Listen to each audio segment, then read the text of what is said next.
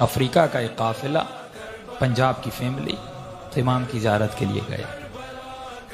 فرماتے ہیں checking posts بہت زیادہ تھی، قافلے کو بار بار روکا جاتا تھا، ان کی گاڑی کو چیکنگ ہوتی تھی. اس خاتون کا ایک 7 سال کا بیٹا تھا. پولیس والوں نے کہا آپ چیکنگ کروائیں، آپ کا بیٹا گاڑی میں سو رہا ہے، سوتا رہے. بیٹا سوتا رہا. یہ خاتون چیکنگ کروا کے واپس آئی، بیٹا سو رہا تھا. جا کر ان کی گاڑی نجف پہنچی. کہتی جب بیٹے کو اٹھانا چاہا تو بیٹا اٹھ نہیں رہا تھا. فوری ہاسپٹل لے گئے، ہارٹ بیٹ چیک کی، یہ بچہ مر چکا. اس کی ماں بہت روئی، ایک ہی بیٹا. جنازہ ہوا، نماز ہوئی، اس کو جا کر وادی السلام میں دفن کر دیا. اب گھر والوں نے اس کی ماں کو کہا بھائی چلو مولا علی کی زیارت کو. کہا میں نہیں جاؤں گی، میرا بیٹا چھن گیا. ہوتا ہے نا، کبھی زیارت پہ جائیں، جن کے بچے سخت ہو جاتے ہیں، مر جاتے ہیں، ناراض ہو جاتے ہیں اہل بیت سے. چھن لیا.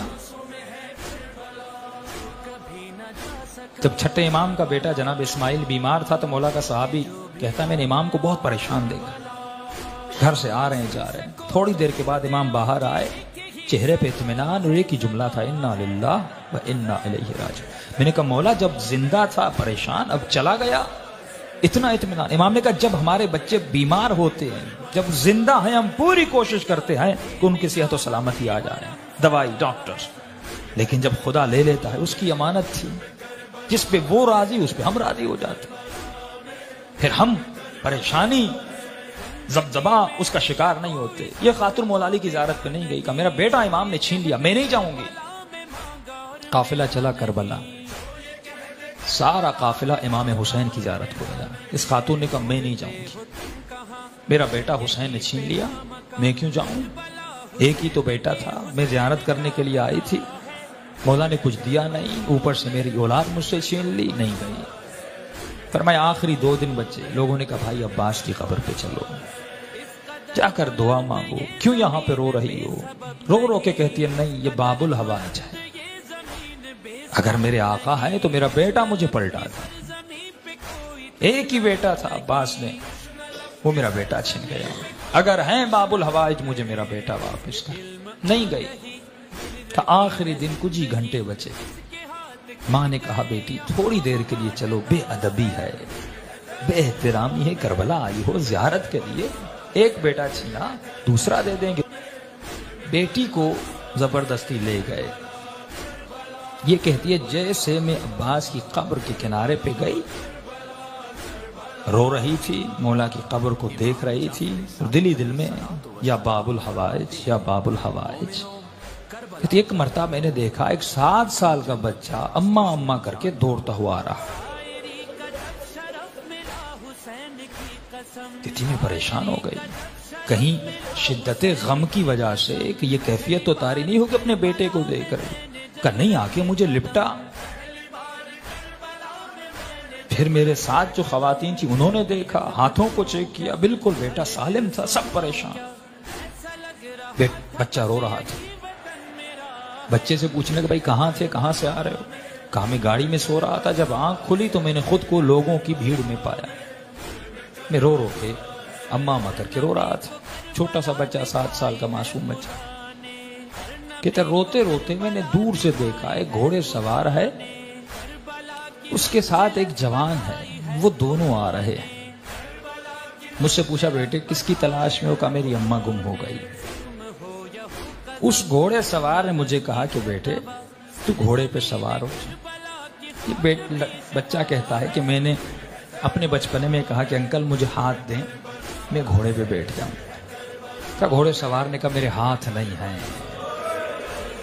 میرے ہاتھ کٹے ہوئے ہیں. اس جوان کو کہا کہ اسے گھوڑے پہ بٹھا. کہتے اماں میں گھوڑے پر بیٹھا، اس گھوڑے سوار کے ساتھ آیا، یہاں تک کہ زری تک آئے. اس نے مجھے کہا بیٹے یہیں پہ کھڑے ہو جاؤ، تمہاری اماں تجھے مل جائے گی. جب اماں تمہاری تمہیں ملے تو میرا ایک پیغام دے دینا. کہ کون سا پیغام؟ کہ اپنی اماں کو کہنا کہ ہم سے ناراض مت ہوا کریں.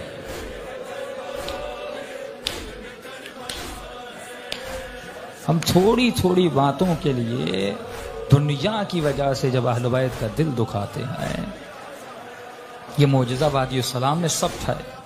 فرماتے پھر وادی السلام میں قبر کو کھودا، کفن تھا، سب کچھ تھا، لیکن لڑکا وہاں پہ موجود نہیں تھا.